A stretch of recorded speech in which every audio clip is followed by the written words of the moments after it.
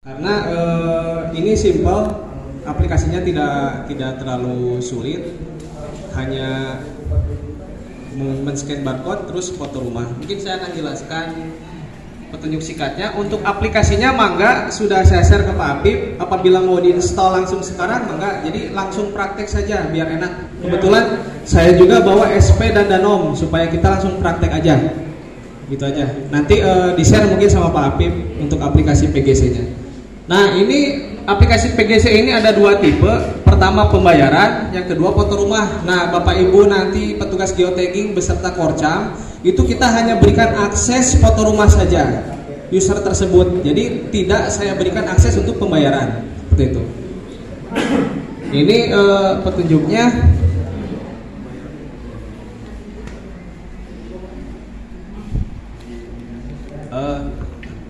Perlu diketahui juga untuk proses geotagging ini kita hanya memfoto KPM yang sudah menerima uang BPNT. Jadi untuk KPM yang tidak menerima atau dalam hal ini gagal bayar dari kami itu tidak dilakukan proses geotag. Jadi nanti proses geotag ini hanya dilakukan kepada KPM yang sudah menerima uang tunai dari kantor pos. Itu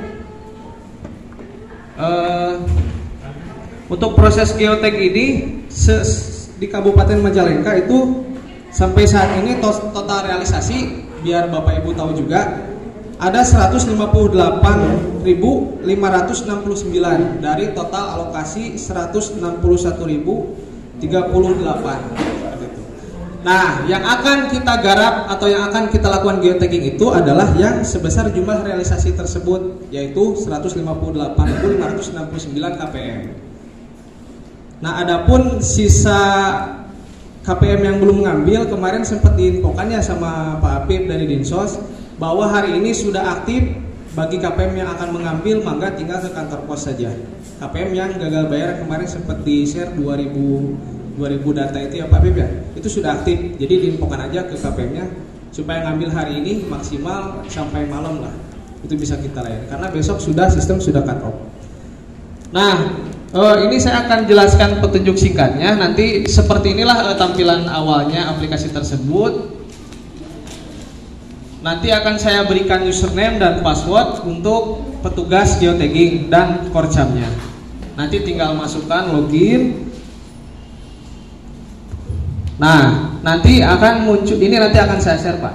Nanti akan muncul menu ini. Nah, tapi karena Bapak Ibu saya berikan akses untuk foto saja. Kan di sini ada menu pembayaran, apalagi upload foto manual, verifikasi KPM, lacak KPM dan foto rumah. Nah, nanti karena Bapak Ibu hanya geotagging, yang saya kasih hanya ini menu foto rumah dan lacak KPM. Jadi tidak ada menu pembayaran di aplikasi yang nanti Bapak Ibu pakai. Jadi hanya foto rumah dan lacak KPM. Seperti itu. Lacak KPM Pak. Lacak KPM nanti saya jelaskan ya. Nah, ini kan login. Nah, setelah login, nanti Bapak Ibu semuanya akan memilih menu foto rumah. Nanti di sini cuma ada dua menu, foto rumah dan lacak KPM. Foto rumah ini gunanya bertujuan untuk melakukan pendataan geotag dan foto rumah KPM. Yang harus digarisbawahi adalah pada saat Bapak Ibu melakukan proses geotagging, itu pastikan GPS atau lokasi HP Bapak Ibu harus aktif. Dalam keadaan ada jaringan atau tidak ada jaringan, GPS harus tetap aktif karena dia membaca lokasi. Seperti itu. GPS aktifkan, pastikan lokasi di perangkat HP sudah aktif.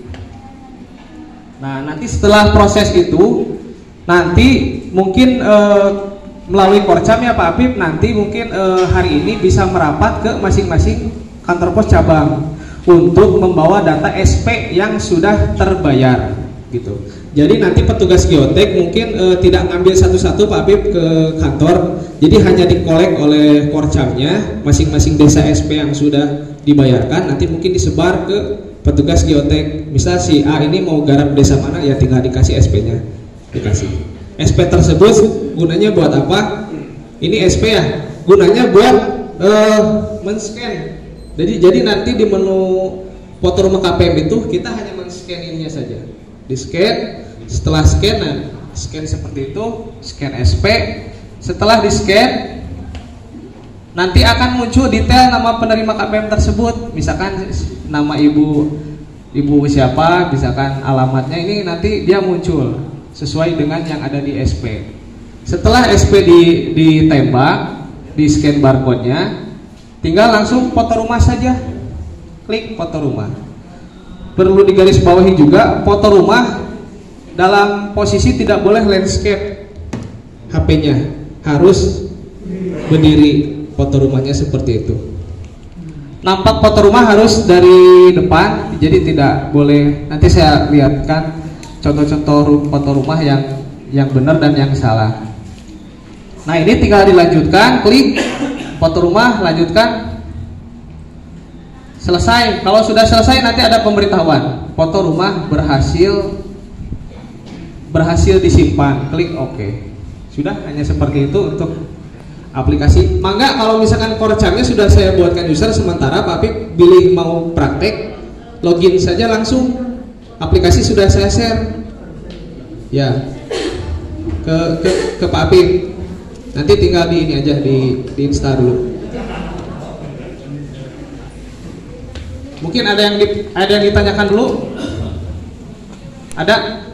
Ya, Pak. Saya mau tanya nih, kalau rumah di rumah tersebut yang dapatnya dua ya. Tapi masih satu rumah, itu bagaimana? Ya, pokoknya kita memfoto rumah sesuai dengan yang ada di SP yang sudah kita bayar. Mau orang itu rumahnya sama, ya kan kita patokannya nembak ke SP yang ini. Ya, nembak barcode. Jadi boleh rumahnya sama, toh itu memang penerimanya tinggal di situ, seperti itu. Iya, nggak masalah, tetap di situ aja. Ya. Terus yang kedua kalau pembangunan ini kan harus dari depan. Ya. Kalau tidak memungkinkan, di sininya kan, kalau di saya kan banyak yang di gang ya. Nah, ini gimana? Saya lihatkan mungkin contoh-contoh foto yang sudah. Nah, ini Pak, contoh ini adalah contoh foto yang benar. Artinya yang benar itu yang sesuai dengan, karena ini foto ini akan divalidasi oleh tim pusat kantor pos. Jadi apabila salah foto itu nanti ada pemberitahuan ke kami gitu. Jadi pastikan posisi foto itu depan rumah atau depan pintu lah. Posisinya seperti ini. Gimana Pak kalau misalkan di gang sempit gitu kan? Yang penting dia mau Bapak serong juga. Misalkan sempit nih, nggak mungkin dari depan, serong juga nggak apa-apa, asal jangan landscape fotonya. Gitu aja. Kan ada mungkin KPM yang di gang-gang kecil rumahnya gitu kan, kita ke depan nggak mungkin gitu kan. Nah, ini contoh foto yang benar seperti ini. Nah, ini contoh foto rumah KPM yang tidak sesuai Pak dengan permintaan Kemensos. Ini kan contoh, ini misalkan penerimanya bawa foto rumahnya di HP, terus kita foto di HP, itu tidak diperbolehkan. Terus misalkan fotonya dipoto dari kertas printan, sama itu tidak diperbolehkan juga, tidak diterima maksudnya oleh Kemensos. Terus ini kalau yang ini itu foto diambil dari gambar media lain, artinya dari HP atau dari laptop kita foto lagi, itu tidak boleh Pak, karena ini lokasi atau GPS Bapak Ibu semuanya petugas nanti akan dilacak di situ. Seperti itu. Jadi tidak mungkin foto rumah lokasinya di situ aja gitu. Satu titik kan tidak mungkin seperti itu. Nah, ini kalau yang ini keterangannya tidak fokus pada satu rumah KPM. Nah, ini mungkin KPM-nya dia di rumah susun, tapi di fotonya mungkin dia banyak ininya, banyak pintu. Jadi anggapannya ini KPM-nya banyak. Nah, terus ini dia hanya foto jendela aja.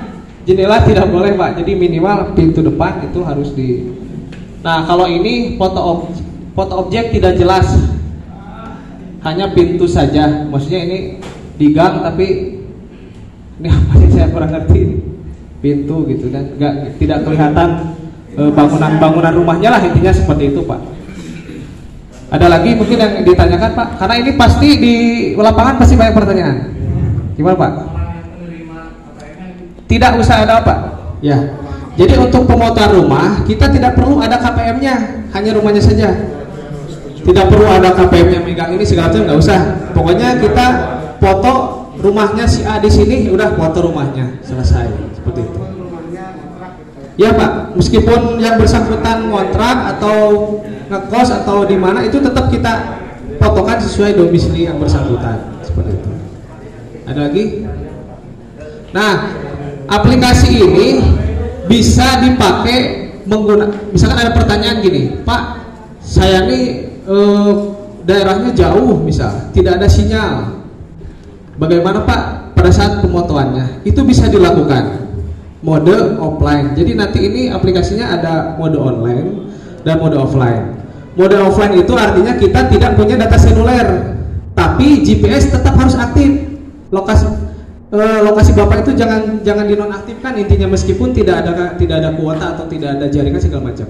Itu bisa masuk. Nah, itu Bapak Ibu nanti bisa foto tetap mode offline. Tapi untuk mode offline ini ada PR lagi. Ketika Bapak Ibu semuanya sudah dapat sinyal, itu datanya nanti harus dinaikkan. Nanti saya jelaskan cara menaikkan data apabila kita offline. Gitu. Jadi gitu. Jadi kalau online, dalam posisi online kita tidak ada PR lagi, langsung naik data ke web. Tapi kalau offline itu kita harus ada PR lagi, harus naikkan data tersebut. Kalau untuk naikkan bebas, misalkan Bapak sudah foto desa A, gak ada sinyal, foto offline. Untuk naikkan datanya Pak, apa harus di desa itu? Tidak. Jadi untuk naikkan data, misalkan Bapak beralih ke kantor desa, mungkin kan ada wifi atau segala macam. Nah, naikkanlah data di situ. Naikkan data. Tidak harus di lokasi tersebut. Untuk menaikkan data foto yang kita pakai menggunakan mode offline seperti itu. Mode offline hanya transaksi aja, intinya transaksi kita foto segala macam. Kalau mau naikkan bebas, tapi harus hari itu juga. Tidak boleh lewat hari, karena nanti di web kita akan terbacanya, takutnya tidak naik data segala macam. Jadi kalau bisa hari ini dikerjakan offline, bisa ya hari ini juga dinaikkan datanya seperti itu. Ada lagi ya? Untuk data yang hilang, Bapak hari hilang SP-nya ya. Nah, untuk sementara nanti mungkin ini pasti bakal terjadi. Sudah terbayar tapi SP-nya tidak ada. Sementara ini Bapak Ibu nanti di KCP mungkin melalui Korcam dikolek aja dulu SP-nya. Biasanya proses cepat untuk melakukan foto rumah itu kemarin kita udah coba beberapa desa di kota. Itu kita pilah dulu SP-nya per RT, dipilah per RT. Jadi nanti cepat prosesnya, RT ini selesai, RT ini selesai seperti itu. Karena nanti di kantor pos cabang itu SP ini bakal nggak nyusun gitu, tidak nyusun per RT, tidak nyusun per abjad juga. Jadi ada PR lagi, mungkin harus disusun per RT atau per blok atau per dusun, disusun seperti itu lebih cepat. Nah, nanti apabila ada KPM yang SP-nya tidak ada dan kurang segala macam, nanti koordinasi aja ke Korcam, nanti Korcam ke saya teknisnya atau pemotoannya tanpa SP juga sebenarnya bisa, ini tanpa SP. Nah, kan tadi kan kalau pakai SP ini gunanya biar percepat saja. Jadi si aplikasi nembak barcode ini. Apabila SP-nya tidak tertembak gimana Pak? Misalkan ininya kurang jelas sehingga HP saya tidak bisa outputnya nggak keluar bisa. Nah, ini bisa dilakukan manual. Misalkan hanya 1-2 nggak masalah ya. Tapi kalau banyak kan bisa, ini capek juga kan. Kalau manual bisa, Bapak Ibu tinggal ketikkan saja ini nih. Ini ada di bawah nih, ada BNT 32 bla bla bla. Nah, itu diketik aja manual, itu bisa. Kalau misalkan SP-nya tidak terbaca, ya misalkan sudah kusut atau hilang ininya, tinggal diketik aja di sini. Nah, ini adalah nomor NIK, hanya depannya aja BNT. Di bawahnya nomor NIK, cuma dia ditambah 1 kalau untuk di sistem kita. Jadi gampang itu. Nah, terus saya jelaskan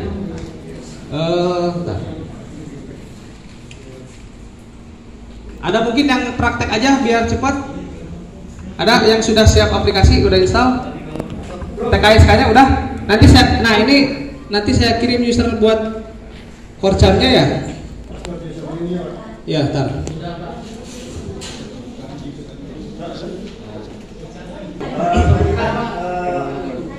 di pertolongan atau peredaran ya. Yang kemarin waktu bayar, Ya. kemarin dari hospital menurut saja. Oh iya. Jadi ya. Jadi Pak, maksudnya saya suruh pilah PRR itu ini hanya gampang. Ya, jadi ini hanya yang sudah terjadi di lapangan, teman-teman kami yang sudah melakukan geotek itu rata-rata dia dipilah dulu si SP ini per RT atau per blok. Jadi ada PR buat petugas mungkin nanti. Jadi dipilah dulu, setelah dipilah, nah barulah menyusul ke seperti itu. Itu hanya teknis Pak di lapangan supaya mempercepat intinya gitu. Ada lagi ya? Barangkali di lapangan mau cepat selesai nih, kalau sore atau malam boleh nggak? Nah, untuk pemotoan ini tidak ada batas waktu harus pagi, siang dan sore. Tapi untuk data minimal naik di hari hanya, tidak lewat hari. Misalkan saya mau mengerjakan di sore aja lah dari jam 3 sampai jam 9 misal. Bisa boleh. Gitu. Asal Enggak Pak. Batas waktu pemotoan. Nah, kemarin sih ya, kemarin diusahakan memang kita harus selesai 7 hari Pak. Ya, 7 hari pada saat kita hari pertama bayar gitu. 7 hari. Jadi seluruh kecamatan Majalengka 7 hari.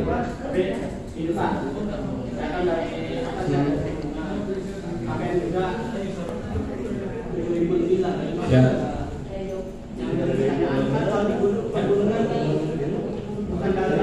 Ya. Ya. Ya. Ya.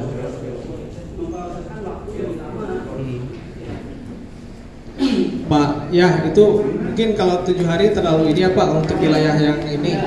Kayak masuk di 19 desa KPM 9.000. Ya. Terus lokasinya juga kan Ya. Nah. Ya. bukan dipertimbangkan waktu juga kalau bisa. Ya.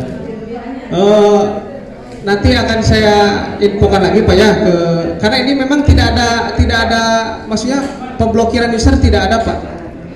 Yang penting ini harus selesai semua, tapi diusahakan oleh regional itu 7 hari diusahakan. Tapi kalau tidak mungkin di wilayah-wilayah seperti Malosma, Lamasuki mungkin jadi catatan tersendiri Pak.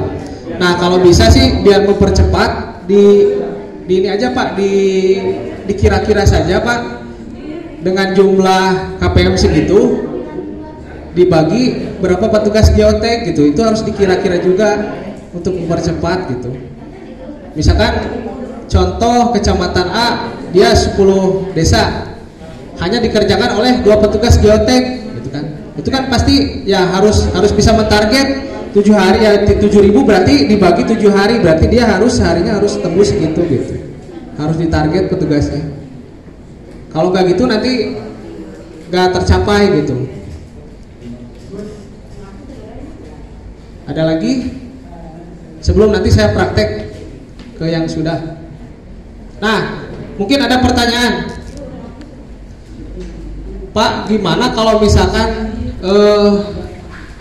maksud saya gini, tadi mana ya? Tadi ada yang nanya, Pak, menu lacak KPM ini untuk apa? Nah, saya jelaskan. Menu lacak KPM ini nanti Bapak bisa dilihat, misalkan gini. Ada salah satu KPM misal di desa A, dia tidak dikenali. Nah, kita cek dulu SP tersebut lacak KPM. Umpamanya tidak dikenali lah, dilacak dulu. Kalau misalkan dilacak nanti akan keluar data KPM, terus ada status. Kalau ada status dibayar, nah berarti KPM itu sudah ngambil uang. Mau tidak mau kita harus cari orang tersebut rumahnya di mana, seperti itu. Jadi dicek dulu di status lacak KPM, nanti di situ dilihat. Kalau statusnya dia dibayar, berarti kan dia sudah ngambil uang tuh. Nah, berarti kita tinggal kewajibannya rumahnya dicari seperti itu. Apabila ada kendala seperti itu, karena di lapangan kemarin ada kendala, petugas kami minta info ke desa, katanya Pak ini mah tidak dikenal, tak apal di mana rumahnya, tapi setelah petugas cek itu sudah dibayar cek kosnya. Nah berarti kan tetap harus kita cari itu rumahnya di mana, karena statusnya sudah dibayar. Terkecuali KPM-nya statusnya ada keterangan belum dibayar, berarti kan dia belum dapat uang, jadi nggak usah kita foto rumahnya gitu. Menu lacak KPM untuk itu. Gimana Pak? Usernya passwordnya bisa, kalau bisa sih mulainya besok aja Pak Beb. Jadi petugas geotagging mulainya besok. Jadi hari ini korcamnya mungkin ngambil data SP di KCP, diambil dulu semuanya data SP yang sudah terbayar. Baru besok, baru nanti siang atau sore saya kasihkan user ke petugas. Nah terus nanti besok mulai jalan untuk geotagging, karena hari ini pembayaran terakhir. Gitu. Jadi nanti pembayaran geotaggingnya besok. Kita masukkan username dulu. Username masukkan.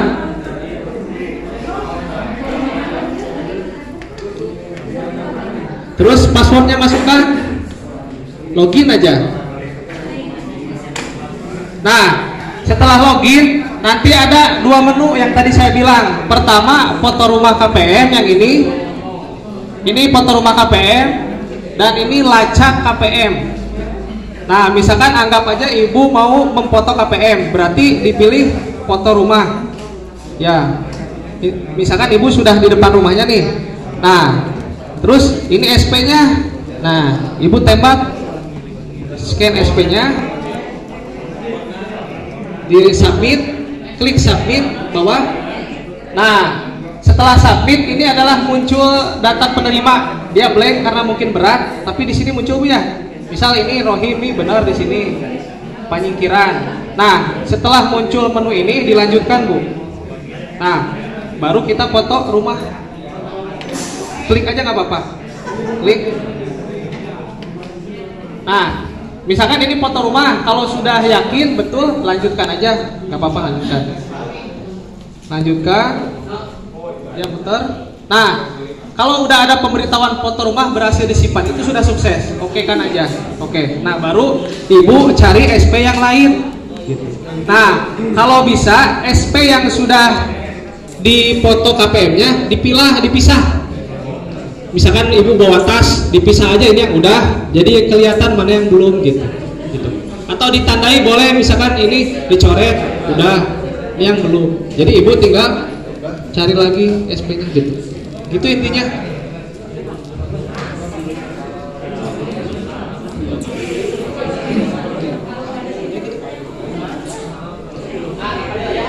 Logot. Aplikasinya versinya 2256. Selain 2256 berarti itu salah. Versinya di bawah 2.2.56. Pastiin dulu.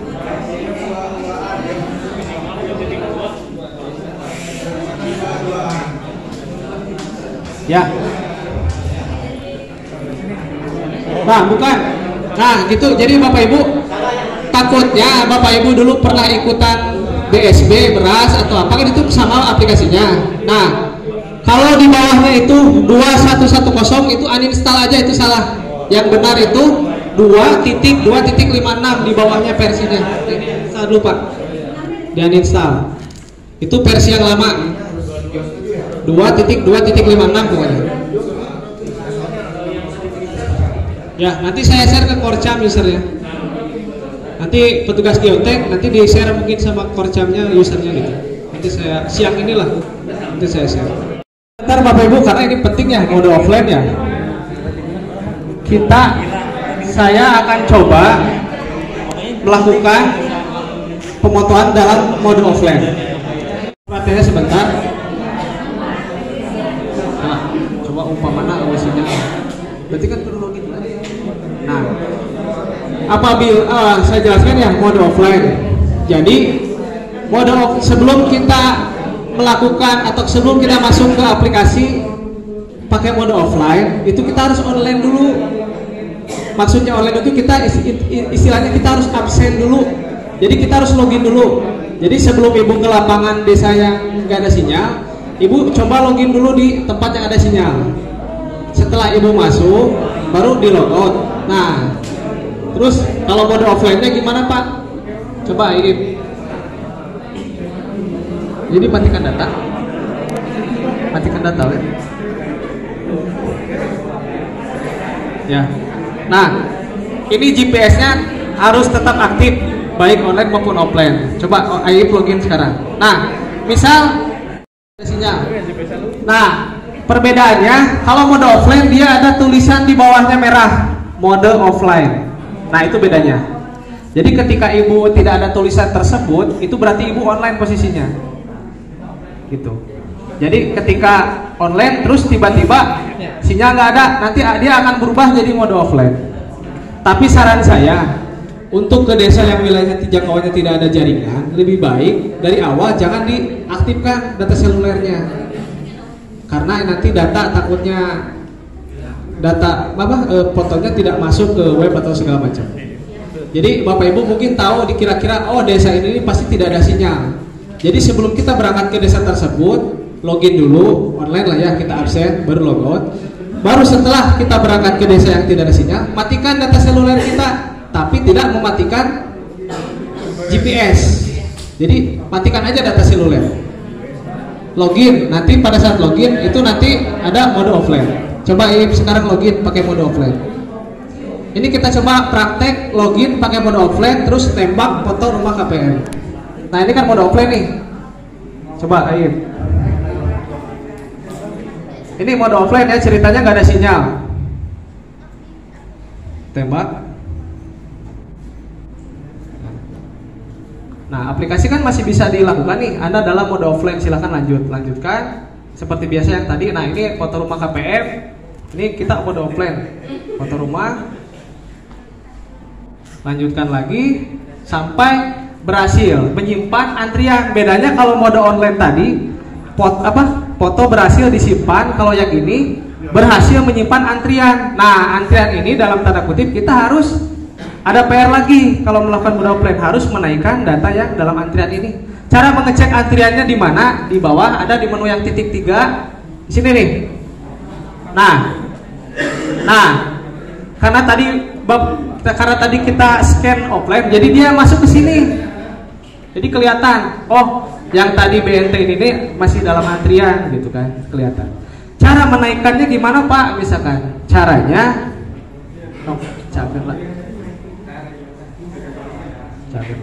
nah, anggap saja ini sudah banyak datanya, kita mode offline. Cara naikannya gimana? Tinggal diklik ini, tapi dalam posisi ada sinyal. Klik di sini, kirim semua. Nah, nanti ada menu hijau sending 1, berarti dia sudah terkirim datanya, sudah ngupload ke web gitu. Itulah bedanya mode offline dan online. Jadi kalau mode offline ada PR lagi, kita harus naikkan data. Terus saja ini di scroll sampai semuanya kosong. Nah, jadi ketika untuk memastikan di antriannya sudah masuk ke web semua, ini nanti blank, kosong, tidak ada lagi antrian. Nanti dia akan pindah ke sini. Nah, jadi data yang tadi naik akan pindah ke sini. Berarti dia udah sukses gitu. Dikirimnya Pak Ipan, dikirimnya hari itu juga. Kalau bisa pengiriman rumah itu hari itu juga Pak. Misalkan Bapak Ibu petugas geotek mengerjakannya bisa sore sampai malam. Kalau bisa malam itu juga harus sudah masuk sebelum jam 12 malam. Ya, sebelum jam 12 sebelum ganti hari harus sudah naik gitu intinya. Ya. Kalau pengerjaannya mah tidak harus pagi, siang, sore, bebas gitu. Iya, gitu Pak. Ada lagi yang mau ditanyakan mungkin terkait teknis aplikasi? Ya, kalau bisa mah jangan malam, nanti takutnya nggak kelihatan foto rumah KPM-nya. Ya kalau bisa mah sampai sore lah, tidak terlalu malam banget gitu. Ya, ya kalau cuaca kan belum tahu Pak ya, kadang hujan atau apa. Nah, ini tadi tuh kita mau sepakati nih Pak Afif masalah user. Karena apa? Karena kami kalau misalkan kita berikan akses user semua itu terlalu banyak Pak, sehingga web kami terlalu banyak sampah istilahnya, ya terlalu banyak user. Makanya kita sepakati apakah satu kecamatan itu berapa user. Kalau di kami sih saya kasih 5 user Pak, satu kecamatan saya kasih 5. Jadi user itu dia bisa multitasking. Jadi misal user atas sama saya, tapi bisa dipakai oleh 2 orang. Cuman itu Pak masalahnya kalau user dibuat terbatas, nanti paling dari pekerjaan si A ini berapa kita tidak tahu Pak. Itu paling Korcap milahnya per desa kalau mau gitu Pak. Jadi jelas. Misalkan petugas geotagging ada 5, 1, 2, 3, 4, 5, saya Korcapnya. Udah kamu ngerjain desa A aja. Udah kamu ngerjain desa B. Jadi jelas Pak. Kalau saya kasih pola user satu kecamatan 5 gitu. Gimana lah terserah itu Pak. Beberapa kecamatan yang desanya sedikit tapi petugasnya banyak. Ada juga kecamatan di kecamatan itu desanya 19 desa dengan petugasnya sedikit. Tapi petugasnya kan sedikit. Apa sudah dipersiapkan lagi petugasnya sama petugas ditambah? Kalau yang kurang kemarin sudah kami tambah Pak. Dari petugas yang itu Pak ya, tapi tidak banyak. Hanya saya menambah hanya wilayah yang belum lengkap saja. Tapi ya kalau yang sudah lengkap dari Pak Apip itu tidak saya tambah lagi. Saya cuma 4 dari ini 12. Ya, ada tambahan dari pos 2 jadi 14 gitu. Ya. Ya, gitu. Ya. Ya gitu Pak maksudnya. Jadi gitu.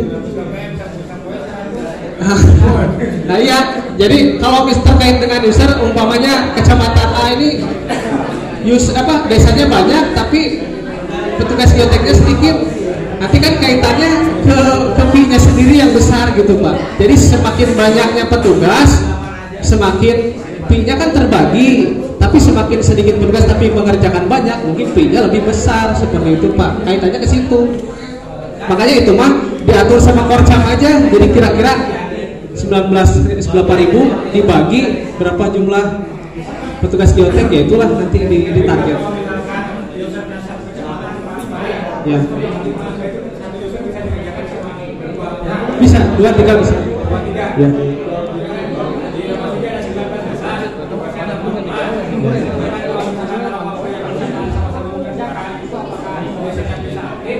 Bisa Pak, bisa. Tapi nanti kaitannya dengan pembagian honornya. Karena kan kita harus tahu si A ini ngerjain berapa rumah, si B berapa rumah gitu. Paling nanti di Korcap Pak yang ininya, yang bisa memilahnya. Karena kita tidak bisa memberikan akses user sampai semua itu tidak diberikan ini akses gitu. Hanya 5 satu kecamatan, 5 user. Jadi tinggal dipakai aja. Satu user bisa dipakai berapa orang? Satu user bisa dipakai 3 orang, 3 sampai 4. Jadi misal user saya bisa dipakai oleh 4 orang, gitu. Jadi bisa kan ya Pak? Ya. 11 orang, pokoknya kita kasih kecamatan itu 5 user aja. Terserah mau dipakai yang mana. Misalkan Agus, Budi, udah kamu pakai user yang ini. Denny dan Adi pakai user yang ini. Gitu aja nanti di share-nya gitu. Itu paling Pak. Ya, gitu aja. Harga pura ada Pak. Ya. Tambahan petugas juga dari pos itu memang orang harga puranya gitu. Jadi saya kasih memang orang setempat, bukan orang yang luar kecamatan, karena dia nggak bakal tahu gitu wilayah. Harga pura kemarin ada ya, udah kita tambah. Termasuk memasuki, pokoknya yang kurang-kurang aja itu kita tambah. Nanti mungkin menghubungi Korcapnya nanti petugasnya gitu.